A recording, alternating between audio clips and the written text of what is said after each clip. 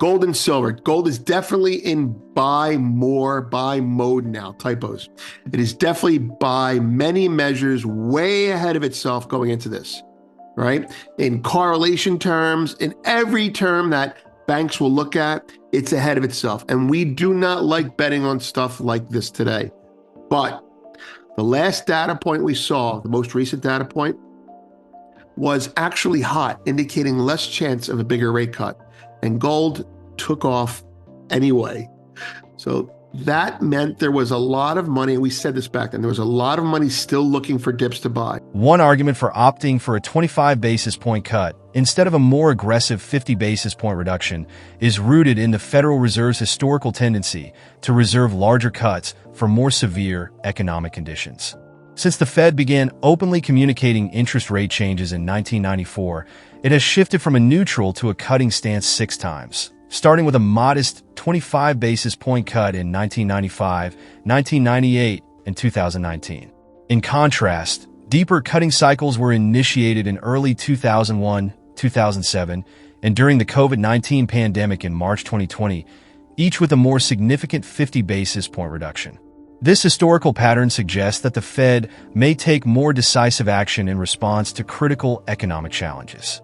Many analysts, including Vince Lanci, believe that a 50 basis point cut is typically reserved for more urgent economic conditions. Lanci notes that such a move would likely boost stock markets, as investors usually interpret increased liquidity as a positive signal. On the other hand, a modest 25 basis point cut might lead to stock market declines, reflecting broader concerns about the economy's health. The implications for gold and silver markets are also notable. A 50 basis point reduction could cause gold to behave similarly to high-growth tech stocks, potentially driving significant price increases. Silver, too, may see heightened demand and could outperform as investors seek safe havens. However, a 25 basis point cut might result in a temporary dip in gold prices, although gold's role as a hedge against economic uncertainty is expected to support a swift recovery. Despite some challenges, silver demand is projected to reach new highs in 2024, underscoring its importance in both industrial applications and as an investment asset, reflecting shifts in market dynamics. We will now share clips from Vince Lanci's latest interview with Arcadia Economics. Please watch, share, and like this video. Don't forget to subscribe and turn on the notification bell for more updates. We appreciate your support and hope you enjoy the content. The Fed's cutting right after a hiking cycle. This is really a pivot. They're cutting because they have to, not because they want to. All right, so you can make the case that 50 basis point cuts is bearish for stocks. You would be wrong. You would be right to say a 50 basis point cut at the end of a calamity, like the banking crisis that we had in 23, would be a sign that more can come and the market could sell off some more or the problem is bigger. But we're not showing a calamity right now. 50 is bullish and 25 is bearish. Let's work with the grid. The simple behavioral grid is if you want to watch this, grab some popcorn, grab your favorite beverage, I don't care. But the market thinks the Fed will cut 37.5 basis points now. They don't do that. What should stocks do if they cut 25 basis points? They should go lower. What should they do if the Fed cuts 50 basis points? They should go higher. What will they do in either case will be a reflection, what they will actually do in either case will be a reflection of the greed and fear pent up in the market. That applies to gold as well. Stocks will go lower if the Fed only cuts 25 basis points. But gold might catch a bid on a dip faster than stocks would because gold is not being bought fundamentally because of the Fed. It's being bought because of de-dollarization and global changes. But there will be selling. Gold will be sold if it's 25 basis points. How low it goes, I don't know. It might drop $1 and then rally $10. Who the heck knows, right? All right, 50 basis point cut. Oh boy, if that happens, expect stocks to rally and expect gold to act like a tech stock today. Silver will be like a tech stock on steroids. I think, I don't know. All right, so opinion. We'll give an opinion just to have one, right? We think he will do what he should do, 25 basis points. but we're not married to it. If he does 50 basis points, he either sees something horrible coming along, right? Like that grid I just showed you by Charles Below, which is unlikely, or he truly capitulated to political pressures and he will go down in history as Arthur Burns 2.0. If he cuts 50 basis points now, it's like waving to the fans before you cross the finish line, my opinion. Gold and silver. Gold is definitely in buy mode now, typos. It is definitely by many measures way ahead of itself going into this, right? In correlation terms, in every term that banks will look at, it's ahead of itself. And we do not like betting on stuff like this today. But the last data point we saw, the most recent data point, was actually hot, indicating less chance of a bigger rate cut. And gold took off anyway. So that meant there was a lot of money, and we said this back then, there was a lot of money still looking for dips to buy.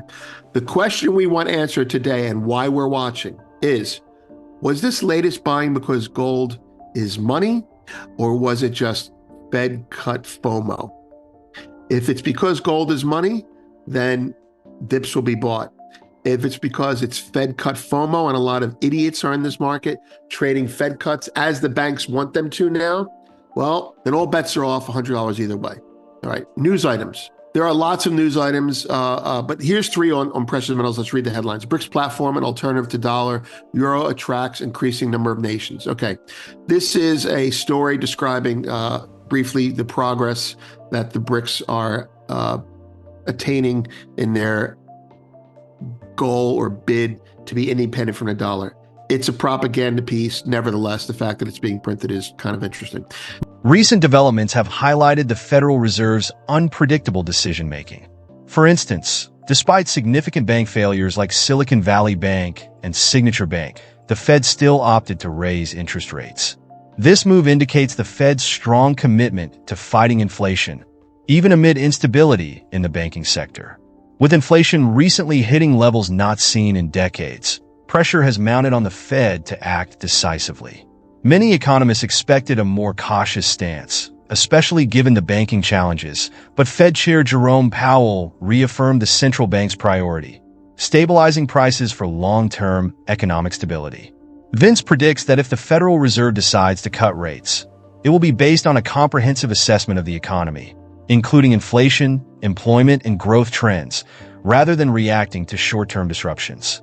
The Fed remains focused on its long-term goals of stable prices and maximum employment. Investors and analysts should stay adaptable, keeping a close watch on the economic indicators shaping the Fed's future decisions. Now, let's return to the interview. So this is usually locked down for premium, but we're going to share it with certain friends of ours publicly. All right.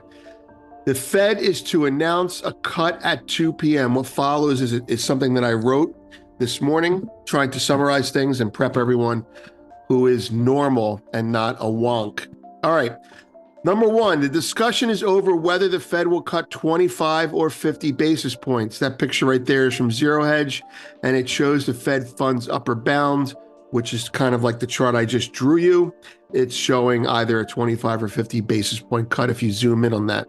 Quick aside, the rhetoric behind Democrat senators like Elizabeth Warren asking for 75 basis points, aside from the fact that it is borderline election tampering, is simply a ploy to move the Overton window and hopefully influence the Fed to cut 50 basis points while energizing their electoral base. It's all bullshit, sadly.